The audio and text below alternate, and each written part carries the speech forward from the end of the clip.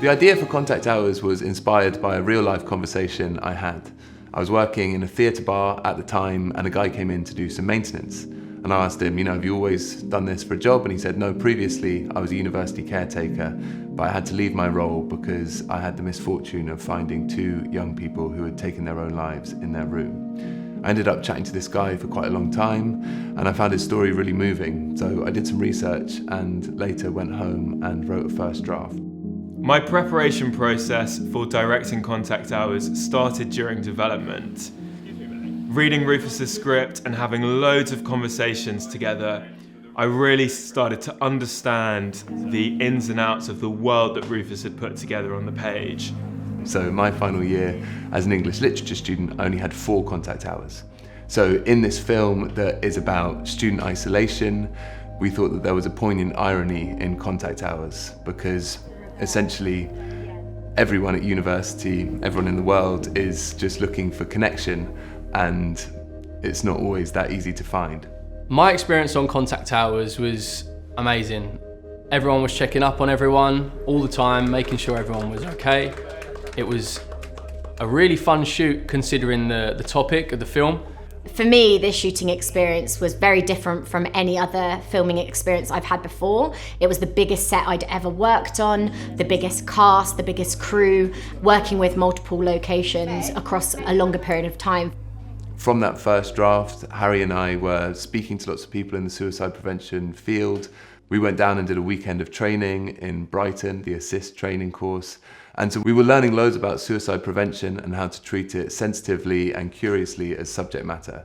I believe that this film is really important because I think the main takeaway from it is that it's important to start the conversation, and it's hard to do. And with my character and the caretaker, you can see that they're trying to start that conversation, and it's not easy. But I believe that having that conversation provided some sort of catalyst to help the caretaker have that conversation with his son. And I think they both really needed that. And hopefully, when people watch this, if they are experiencing any of the emotions that happen in the film, they can feel that there is no shame when it comes to having these conversations. And sometimes just talking about it can do magnificent things. It can do so much. Efficiency on set when you're trying to shoot a 25-minute film in 3 days is key, and having a first assistant director like Claire Wolfe by my side was absolutely crucial. She was brilliant because she kept the spirits high on set even when we were trying to shoot loads of scenes in a very short space of time. We were shooting at night, it was long, it was tough, but all of the cast and crew brought their A game to the shoot. It all comes down to prep. So I sort of looked at how many shots Harry and Rufus and Scarlett wanted to shoot over the course of the days that we had, and I had to essentially break down every single shot and put it into a schedule, and it was extremely challenging. They were very ambitious with how much they wanted to shoot in that time, so a lot of it was sort of negotiating and looking at what the non-negotiables were, and we ended up actually finding the middle ground by doing a night shoot on one of the evenings.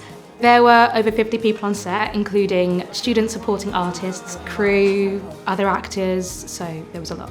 Everyone knew their place, everyone knew what they had to do, and it just made the shoot so much more efficient. And if I'm honest, I just had a load of fun. The atmosphere on set was exhilarating, I'd say.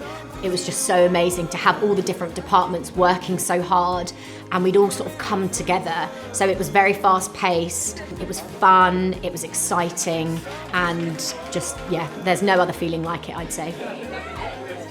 My experience working on set was fantastic. I felt so supported from the get-go. A brilliant moment when we were on set was when we had the 5 young actors playing our rowdy students.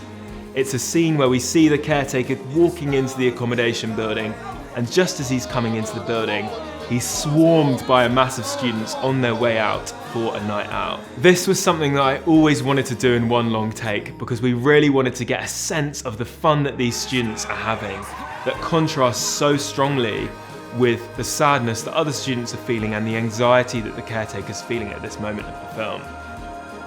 We always wanted to make a hopeful film, to ask the simple questions: are you okay? How have you been feeling? Is there something you want to get off your chest? And these characters maybe aren't able to have that conversation in, you know, the kind of language that you might be recommended to use by a therapist, but what we see is a father making it clear to his son that he's there for him, and vice versa. And hopefully that's a really beautiful, hopeful message that our audiences can take away after watching the film. When I was on set, obviously dealing with quite a heavy subject like this one, it's hard to deal with because you want to deal with it sensitively. But we had wellbeing officers on set to make sure that we felt comfortable. If we needed to talk about anything, we could.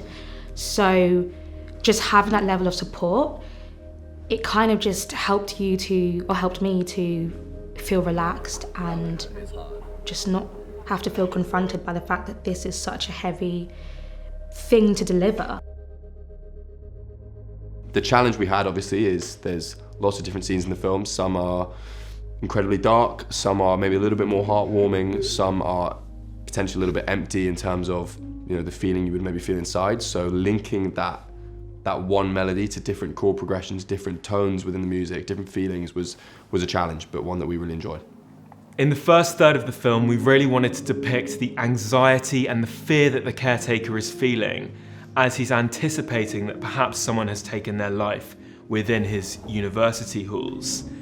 To do this, it was really important to use long takes of the caretaker walking down the corridor, where we're with him in real time, really starting to think about all of the things that are playing on his mind. And there were these overhead lights in the corridor that would create shadows on the person walking down in this really eerie way. As we hear the sound of the whirring lights and his footsteps, we build this brooding sense of tension.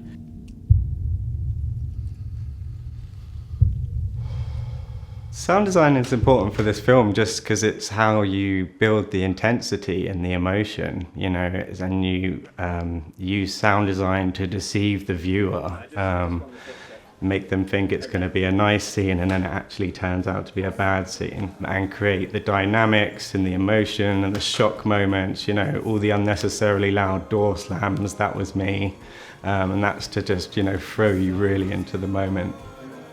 Working with Chris Hitchin was a very special experience. The first thing we actually shot with Chris was probably his hardest scene. This was when his character, the caretaker, breaks down on his front doorstep. And we were all wondering, is he going to be able to reach this emotional height so early in the day? But I think it's safe to say, as we've all seen in the film, that he really was. Acting opposite Chris was a dream because I felt like I had so many tips from him. And I wrote them down. As soon as I finished on set, I wrote them down because they were fantastic. And he's such a natural actor. It's lovely to work with someone who is very in the moment and hasn't pre-planned anything. And I was able to see how he was able to access so many different emotions so quickly. Seeing my writing going from being words on a page to the final film that we've ended up with has just been the most exciting journey. I would say in 3 words, Contact Hours was enlightening, fun, and loving. The final scene of the film sees the caretaker go into room 319. He opens the windows, he lets in the air, and he props open the door. We understand that this is a moment of contemplation for the caretaker, but also for all of our audiences watching the film. Just to take a moment of quiet, a moment of silence, a moment of contemplation for all the students that we've lost to suicide.